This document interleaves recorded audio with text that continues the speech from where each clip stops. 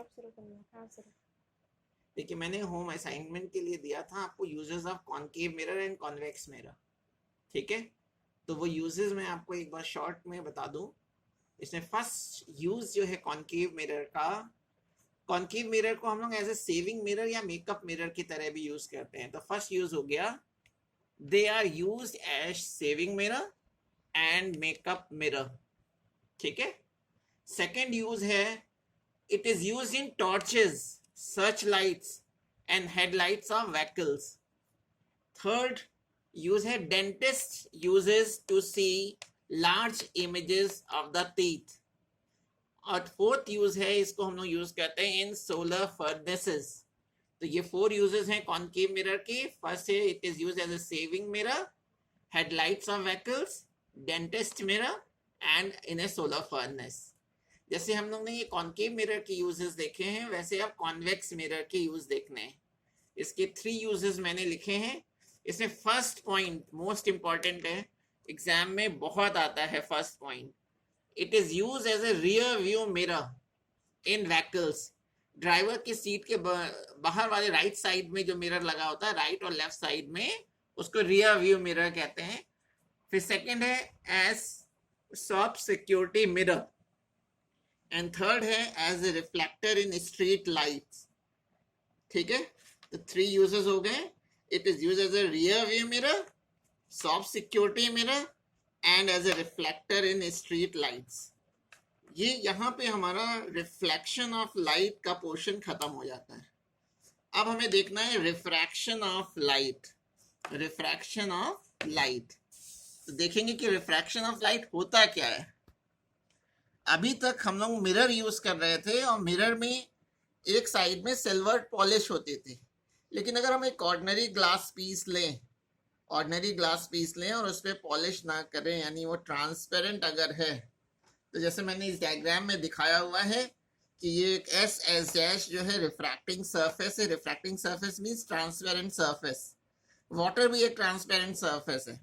तो अगर हम वाटर सरफेस पे अगर लाइट रेस को इंसिडेंट करें या किसी भी ट्रांसपेरेंट सरफेस पे रेस को अगर इंसिडेंट करते हैं, तो जब ये रेस दूसरी मीडियम में एंटर करती है, तो ये स्ट्रेट ना जा करके बेंड हो जाती है, अपने पाथ से बेंड हो जाती है। तो ये जो बेंड होने की फिनोमेना है, इसी को हम लोग कहते हैं रिफ्रैक्शन ऑफ लाइट।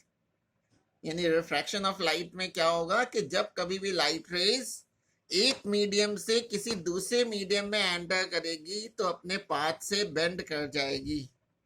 तो बेंड होने की फिनोमेना को रिफ्रैक्शन ऑफ लाइट कहते हैं। तो इसको डिफाइन कैसे करेंगे? The phenomena of bending of light when it enters from one homogeneous medium to another is called refraction of light, ठीक है। The phenomena of bending of light when it enters from one homogeneous medium to another is called refraction of light। लेकिन अगर कहीं ऐसा होता कि बिना medium change हुए रेज बेंड कर जा रही होती, तो वो रिफ्रैक्शन नहीं होगा, वो डिफ्रैक्शन कहलाता है, ठीक है। वो हमारे अभी कोर्स में नहीं है, हम लोगों को केवल रिफ्रैक्शन देखना है। अच्छा, ये रेज बेंड क्यों हो गई? ये रेज जब दूसरे मीडियम में एंटर कर रही थी, जैसे मैंने ऊपर डायग्राम में दिखाया हुआ है कि रेज एयर से चली और ग्लास में जब एंटर कर रही है, तो ये रेज बेंड हो गई। तो बेंड होने का रीजन ये है चिल्ड्रन कि जब भी रेज कभी भी एक मीडियम से दूसरे मीडियम में जाती हैं, तो स्पीड ऑफ लाइट की स्पीड चेंज हो जाती है। लाइट की स्पीड जो मैक्सिमम होती है वो एयर में होती है या वैक्यूम में होती है। इसके अलावा वो किसी भी मीडियम में एंटर करती है तो उसकी स्पीड कम हो जाती है, ठीक है। तो इस स्पीड चेंज हो जाने के कारण ही रेज बेंड कर जाती है। तो अगर आपसे पूछते हैं कि what is the cause of refraction, तो यहाँ मैंने नेक्स्ट हेडिंग में लिख रखा है कॉज ऑफ रिफ्रैक्शन। तो cause of refraction means what is the reason of bending of light. तो ये ध्यान रखेंगे, the reason of bending of light is change in the speed of light, change in the speed of light when it enters from one medium to another. अब ये ऊपर वाले diagram में देखेंगे बिल्कुल वैसे ही जैसे कि हम लोग ने रिफ्लेक्शन में पढ़ा था। एओ इंसिडेंट रे है, ओ बी आपकी से रिफ्रैक्टेड रे है, रिफ्लेक्टेड नहीं रिफ्रैक्टेड, क्योंकि दूसरे मीडियम में एंटर कर गई, अगर उसी मीडियम में बाउंस बैक कर जाती तो उसको रिफ्लेक्टेड रे कहते हैं, लेकिन ये दूसरे मीडियम में एंटर कर गई है इसलिए इसको रिफ्रैक्टेड रे। ओ एन नॉर्मल है, ओ एन नॉर्मल है। नॉर्मल और इंसिडेंट रे के बीच का जो एंगल होता है उसको एंगल ऑफ इंसिडेंस बोलते हैं, और ये रिफ्रैक्टेड रे ओ बी और नॉर्मल के बीच का जो एंगल होगा उसको एंगल ऑफ रिफ्रैक्शन बोलते हैं। तो आई है एंगल ऑफ इंसिडेंस और आर है एंगल ऑफ रिफ्रैक्शन। ठीक है, अब रिफ्रैक्शन की दो लॉज है, उन दो लॉज को पढ़ने से पहले हमें एक चीज ये ध्यान रखना है कि रेस कब नॉर्मल की ओर बेंड होगी और कब नॉर्मल से अवे बेंड होगी। तो ये मैंने दिखा रखा है, जब कभी भी रेस डेंसर टू रेरर जा रही होंगी, जब कभी भी रेस डेंसर से रेरर जाएंगी तो it bend away from the normal, और अगर रेस रेरर टू डेंसर अगर जा रही हैं then the rays bend towards the normal. ठीक है, यानी अगर सपोज कीजिए कि एयर से रेस चल रही है और वाटर में एंटर कर रही है, तो वाटर डेंसर मीडियम है, तो डेंसर मीडियम में जब भी एंटर करेंगी रेस तो नॉर्मल की ओर रेस बेंड हो जाएंगी, यानी रिफ्रैक्टेड रे नॉर्मल की ओर मुड़ जाएगी। अब दो लॉज हैं रिफ्रैक्शन से रिलेटेड। फर्स्ट लॉ देखेंगे, लॉज ऑफ रिफ्रैक्शन। इसमें फर्स्ट लॉ है, फर्स्ट लॉ क्या क्या कहता है, incident ray AO, refracted ray OB and normal ON at the point of incidence O all lie in a same plane। इसको इस diagram में देखेंगे, ये AO इंसिडेंट रे है, इंसिडेंट रे AO, रिफ्रैक्टेड रे OB and normal ON at the point of incident O all lie in a same plane, एक ही surface पे लाई करेंगी। सेकेंड लॉ देखेंगे, सेकेंड लॉ जो है इसको हम लोग स्नेल्स लॉ भी बोलते हैं, स्नेल्स लॉ। स्नेल्स लॉ क्या कहता है, इसको फिर इस डायग्राम में देखिएगा स्नेल्स लॉ को। ये जो एंगल ऑफ इंसिडेंस है आई, इसका अगर मैं साइन ले लूं, अभी ट्रिग्नोमेट्री आपको पढ़ाया जाएगा तो उसमें ट्रिग्नोमेट्रिक रेशियोज बताए जाएंगे, उसमें फर्स्ट जो ट्रिग्नोमेट्रिक रेशियो होता है उसको साइन SINE साइन बोलते हैं। तो ये एंगल ऑफ इंसिडेंस के साइन और एंगल ऑफ रिफ्रैक्शन का साइन ले ले, यानी साइन आई, और एंगल ऑफ रिफ्रैक्शन का साइन यानी साइन आर।